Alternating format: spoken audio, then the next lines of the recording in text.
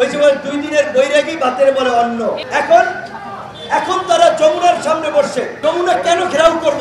আওয়ামী লীগ নিষিদ্ধের প্রশ্নে আর কোনো আপোষ করা হবে না, সরকারকেও আর কোনো সুযোগ দেওয়া হবে না। 5ই আগস্টের পর থেকে আমরা বারবার বলেছিলাম, পৃথিবীর কোন দেশে গণ অভ্যুত্থান পরবর্তী কিংবা বিপ্লব পরবর্তী ফ্যাসিস্ট শক্তিকে রাজনীতি করতে দেওয়া হয় না।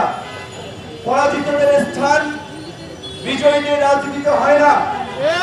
এই ফ্যাসিস্ট আওয়ামী লীগ যারা গত 16 বছরে এই দেশের মানুষের উপরে অত্যাচার, নির্যাতন, গুম, খুন, হত্যাযজ্ঞ চালিয়েছে, দেশের টাকা বাইরে পাচার করে দেশের অর্থনীতিকে খোকলা করেছে এবং সর্বশেষ এই জুলাই আগস্টের গণ অভ্যুত্থানে নিরীহ ছাত্র জনতার উপরে যারা পুরো রাষ্ট্রযন্ত্রকে ব্যবহার করে হত্যাযজ্ঞ চালিয়েছে তাদেরকে নিষিদ্ধ করা হোক। কিন্তু আমরা বলেছি, সরকার কথা শুনে নাই। বিভিন্ন নেতাদের, এমনকি এই তথাকথিত ছাত্র নেতাদের অনেকের হস্তক্ষেপ, পুলিশের এসপি পরিবর্তন হয় তাদের কথায়, ডিআইজি পরিবর্তন হয় তাদের কথায়। তো এই প্রশাসন কাজ করবে কিভাবে? একটা প্রবাদ আছে, লোহা গরম থাকতে আঘাত করতে হয়। 5ই আগস্টের পর এই দেশের ছাত্র জনতা আওয়ামী লীগের পতনে যেভাবে 5ই আগস্ট রাজপথে নেমেছিল, ওই দিনে তো জনগণ রায় দিয়েছে আওয়ামী লীগের ঠিকানা এই বাংলায় হবে না। সরকার কেন 5ই আগস্টের পর 8ই আগস্ট সরকার গঠন করে কেন তার প্রথম প্রজ্ঞাপন আইনি সিদ্ধান্ত এই ফ্যাসিস্টদের নিষিদ্ধের পক্ষে নিল না? আজকে আমাদের নেতৃবৃন্দ বলেছে, আমরা বিভাজন চাই না, আমরা ঐক্য চাই।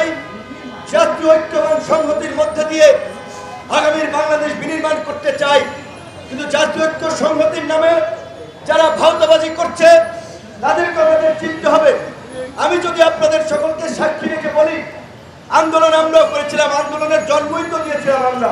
নাহিদকে আমরা জিজ্ঞেস করতে চাই, 7 মাস নাহিদ সরকারের থেকে কেন এই আওয়ামী লীগ নিষিদ্ধের দাবিতে পদক্ষেপ নিল?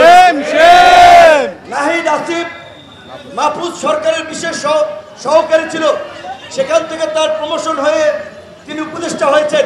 তারা 3 জন ছাত্র উপদেষ্টা যদি প্রধান উপদেষ্টা এবং উপদেষ্টা পরিষদের মিটিংয়ে বলতো, মাননীয় প্রধান উপদেষ্টা এবং উপদেষ্টা মণ্ডলীর সদস্যরা আমাদের ভাইরা যে রক্ত এবং প্রাণের বিনিময়ে যে আন্দোলন সংগ্রাম সফল করেছে, এই আন্দোলনের ফসল হচ্ছে অন্তর্বর্তীকালীন সরকার।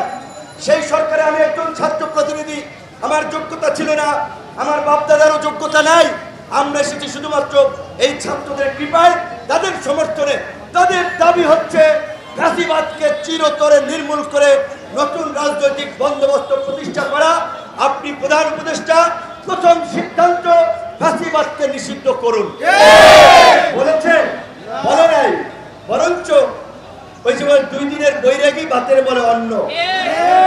15-20 দিনের আন্দোলনের নেতা হয়ে তারা ওই পুরানো বন্দোবস্তের মতোই ক্ষমতার অপপ্রয়োগ, নিয়োগ বাণিজ্য, টেন্ডার বাণিজ্য এবং নিজের একটা দল গঠনে এইগুলোর মধ্যে ব্যস্ত থেকেছে। এখন তারা যমুনার সামনে বসছে। যমুনা কেন ঘেরাও করব? যমুনা প্রধান উপদেষ্টার একটা বাসভবন, এইটা একটি স্পর্শকাতর জায়গা। একটা দায়িত্বশীল রাজনৈতিক দল যাদের সমর্থনে এই সরকার আছে, সেই জায়গা থেকে কি আমরা যমুনার সামনে ঘেরাও করতে পারি? আমরা যমুনার সামনে যেতে পারি না। আমরা প্রধান উপদেষ্টা সহ সরকারের উপদেষ্টাদের সাথে আলাপ আলোচনার চাপ প্রয়োগের অনেক রাস্তা আছে, ওইটা একটা স্পর্শকাতর জায়গা। এই যে ছাত্ররা হঠাৎ করে রাতের, এতদিন খবর নেই, রাতের মধ্যে ওইখানে বিভিন্ন জনকে ডেকে আপনার তারপরে অনেক লোকজনকে জড়ো করেছে। সরকারের পক্ষ থেকে আজকে আমাদেরকে অনুরোধ করা হয়েছে, নিরাপত্তাজনিত কারণে আমরা যেন ওই এলাকাটি এড়িয়ে চলি। আমরা সরকারের প্রতি আমরা সহনশীল। আমরা আজকে যমুনার দিকে যাব না। তবে আমরা গণ অধিকার পরিষদ আমাদের নেতৃবৃন্দ যেটা বলেছে, আমরা একটা ধারাবাহিক প্রক্রিয়ার মধ্যে দিয়ে আওয়ামী লীগ নিষিদ্ধের দাবি জানিয়ে আসছি, কর্মসূচি দিয়ে আসছি।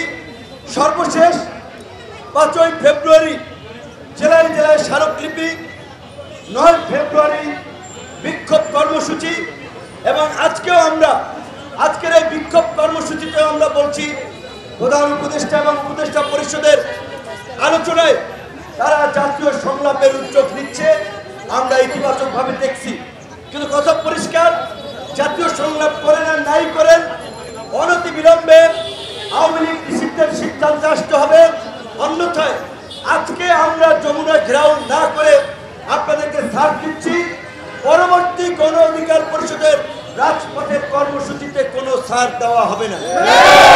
আওয়ামী লীগ